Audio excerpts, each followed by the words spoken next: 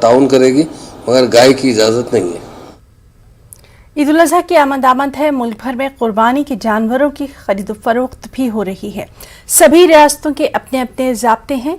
जम्मू कश्मीर के श्रीनगर में कुर्बानी के जानवरों की खरीद फरोख्त की रफ्तार काफ़ी धीमी दिखाई दे रही है। कोरोना के चलते मंडियों में मंदी है।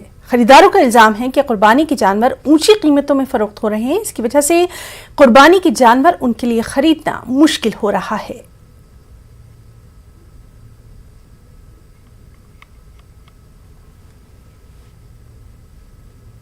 यहाँ पे मैंने माल लाया, अच्छी से माल आया, फिर भी खरीदारी नहीं है। वजह यह है जो कोविड है ना, और लॉकडाउन की वजह से बहुत से गरीबी यहाँ पे आई है। इसी की वजह से लोगों के पास पैसा नहीं है, खरीदारी बहुत कम है। तकरीबन ईद उल फितर के बाद जब गया 2.5 महीने हो गए, 2.5 महीने के हम इसके पीछे हैं, फिर भी जो नफ़ा इनको आना था वो नफ़ा हमारे पास नहीं मिलता। मैं यहाँ पे देखने आया था, रेट देखने आया था। मतलब यहाँ पे जो कोविड की वजह से बहुत प्रॉब्लम हो गई और इसलिए रेट भी ज़्यादा है यहाँ पे, इसलिए कस्टमर को दिक्कत भी हो रही है।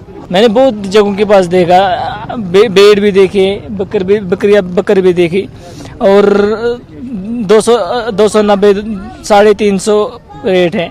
इसलिए कोविड की वजह से बहुत प्रॉब्लम हो गई, इसलिए ले नहीं पा रहे और पैसे भी आ नहीं रहे हैं।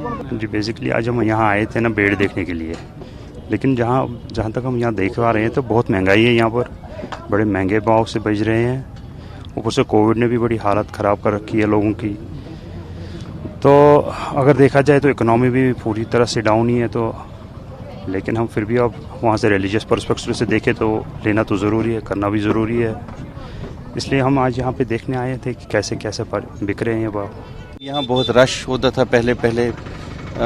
पहले सालों में बहुत लोग आते थे इधर, लेकिन due to COVID there is a problem. people are not doing business well here. We are facing lot of problems. Still we are trying to do this best.